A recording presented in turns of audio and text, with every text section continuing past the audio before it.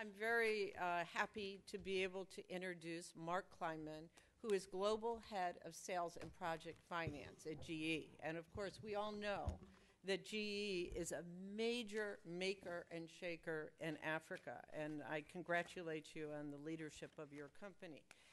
Can you share with us GE's experience and your activities in Africa over the past year, specifically thinking through what are the challenges that you're facing in implementing large-scale infrastructure projects, including, of course, energy, and what change or increase in support you think is needed from the World Bank Group in really making sure that we can meet the very big goals that we've set forward.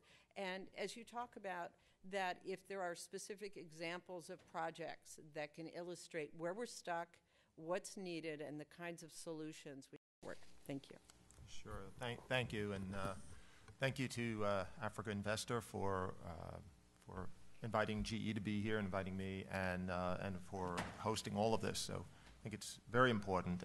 GE's got a very deep commitment in Africa. We have a large footprint. We've been there quite a long time. We're one of the founding private sector partners in the President's Power Africa initiative. We have committed, our chairman committed this summer to $2 billion of investment by 2018, focused on facility development, skills training, sustainability, et cetera. In the last year, we've had over $8 billion of orders in Africa. It's a very important region for us.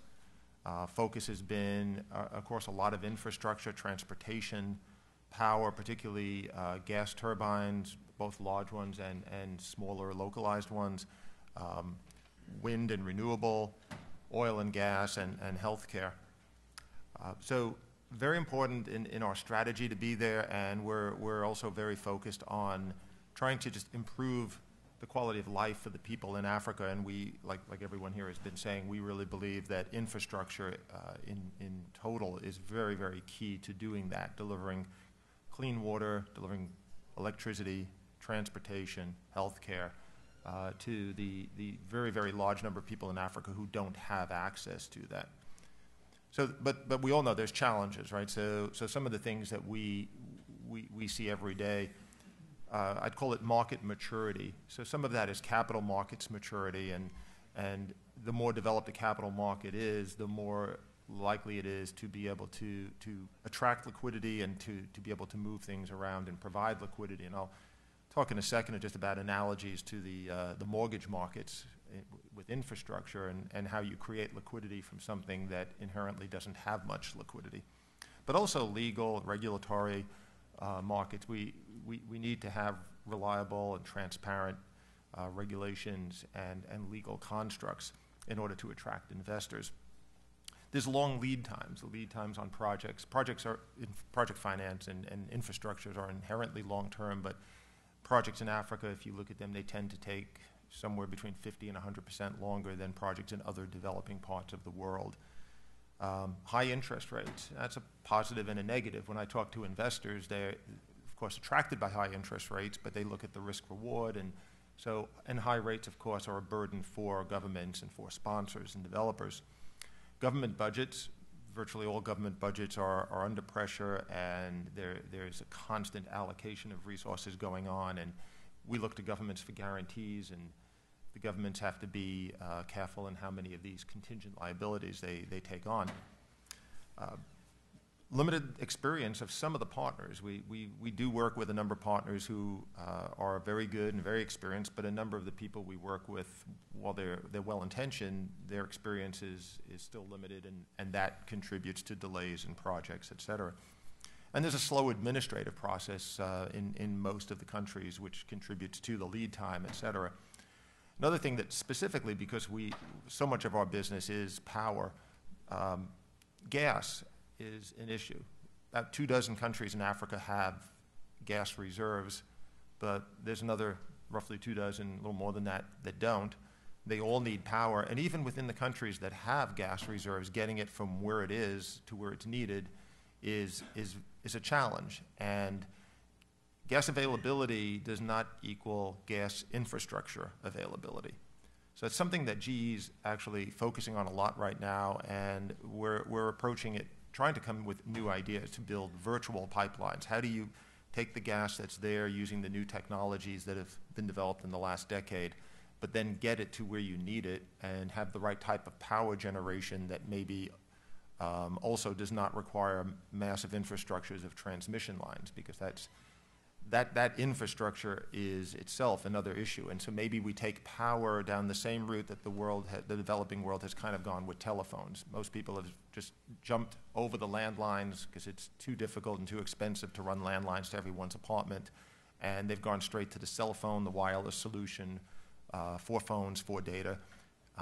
Why don't we do something that doesn't require heavy-duty gas pipelines and massive transmission networks, and go to virtual pipelines and more localized transmission? So that's something that we're very focused on, and we're going to try to work with all of the governments there.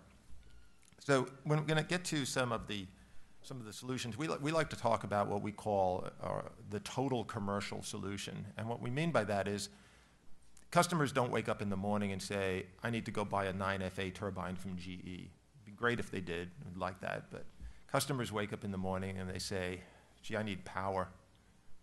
And the second thing they say is probably, how am I going to pay for it?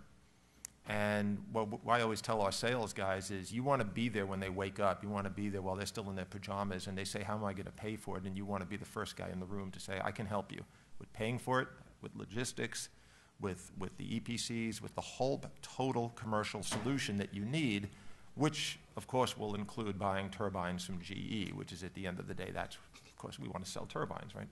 But we want to help people solve problems. Similar in transportation, similar in healthcare. How do we help people solve those problems? And a big piece of it is attracting the investment, bringing the money in. And we get to that next piece, which is there's no shortage of money right now in the world. In fact, there's an overabundance. If this were a group of investors, we'd all be talking about how there's so much liquidity, chasing after assets, but there's not enough assets. And I've got obligations to pay people 6, 7, 8% long-term returns, and I'm holding government bonds at 2.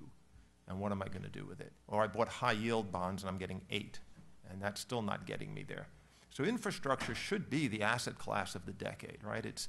You can get 15-year duration, 15% returns, and have pretty good weighted risk profiles, especially if you build in diversification, and that does get to the pooling that we were talking about.